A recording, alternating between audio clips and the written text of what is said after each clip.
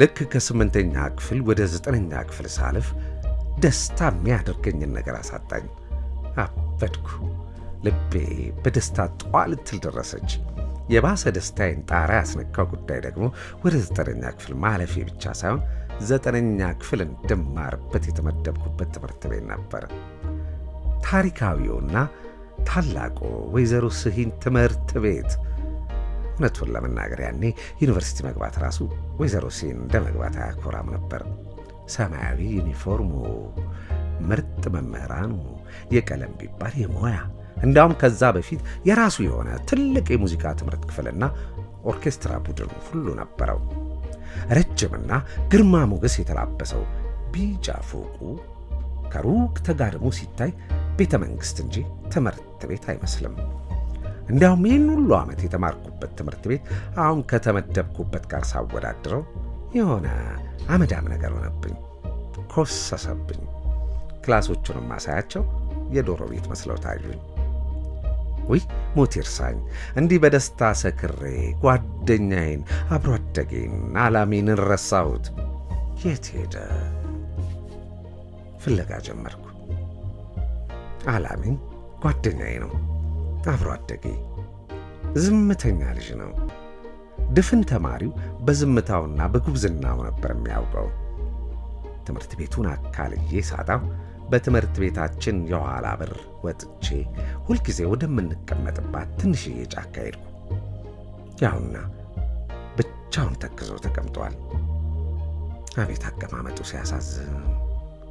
ያ ረጅም ቁመቱ እንደ ሳምቡሳ ጥቅልል ብሎ ውስጡ የሐዘን ምስር ተሞልቶበት ግራ ገባኝ። በዚህ ልዩ ቀን እንኳን ዓላሜን ማንም ያዝናል ብዬ አላሰብኩም ነበር። ምን አስተከዘው ግን? ካርዱን ባይኔ አይቼዋለሁ። 99 ነጥብ ምናምን ነቅንቆት ነው ያለፈው። ያውም ከትምህርት ቤቱ አንደኛ ወጥቶ። ምን ሆንክ? ምንም። እነዚህ ምን ጎለተክ?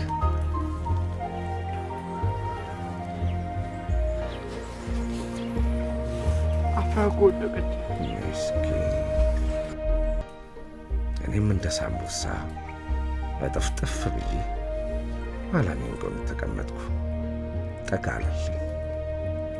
በቃ ሁለታችንም የሚኒስትሪ ካርዳችንን አንከርፈን በትካዜ ቁጭ አልን። ከሩቅ ለሚመለከተን ሰው ካርዱ ወደ 9ኛ ክፍል በጥሩ ውጤት ያለፍንበት መረጃ ሳይሆን ተከፍሎ ማያልቅ ዕዳ እንድንከፍል ከፍርድ ቤት የተሰጠን የትዕዛዝ ወረቀት ይመስል ነበረ። ስናሳዝን ደሴ እውቀት ጮራ ትምህርት ቤት ጀርባ ጦሳ ተራራ ስር እኔና ዓላሜን በትካዜ ተቀምጠን ቀረ።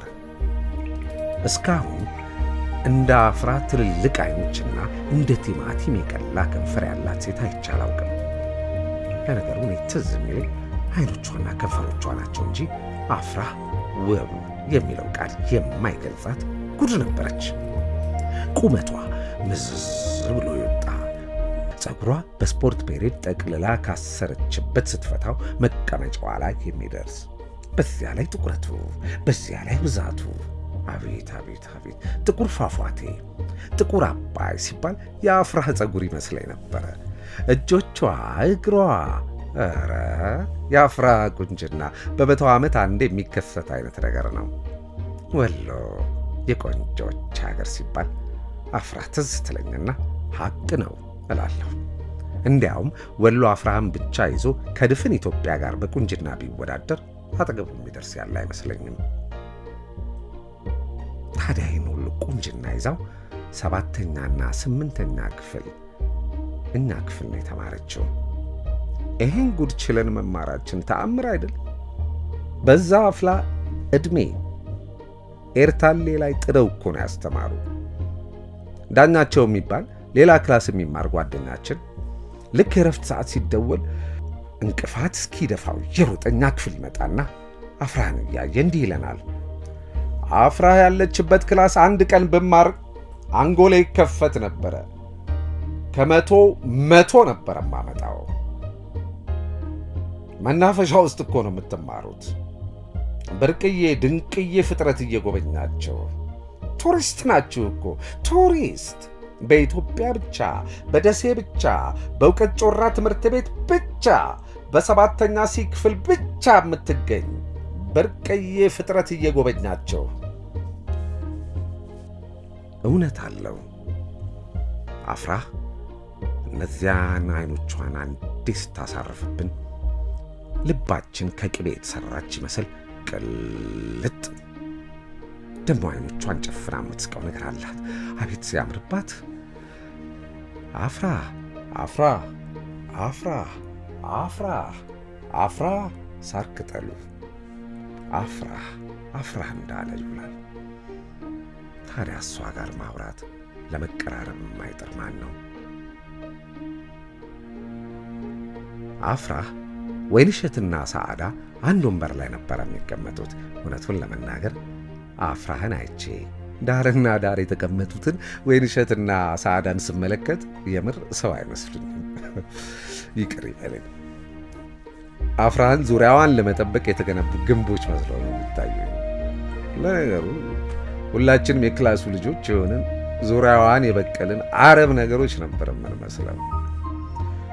አፍራህ የምትባል ጉድ እንድታሳጣ መሃላችን ጥሎብን ምን እናድርግ? ሰባተኛ ሲ ክፍል ማናለ ቢባል አፍራህ ብቻ። አፍራህ ሂሳብ አስተማሪያችን ራሳቸው 7 ጥያቄ ከጠየቁ 5ቱ ለአፍራህ ነው። በእርግጥ አፍራህ 5ቱንም አትመልስም፣ ግን ፈገግ ይልላታል። ግን እኮ እኛ ሀበሾች ብዙዎቻችን እናስመስላለን እንጂ ሴት አናከብርም። ምናከብረው ቆንጆ ሴትን ነው። ምስኪን ጓደኛ ያላሚን ታዲያ ከዚህ ተአምረኛ ልጅ ፍቅር ያዘው። ያውም የማያፈናፍን ትንፋሽ የማይሰጥ ፍቅር።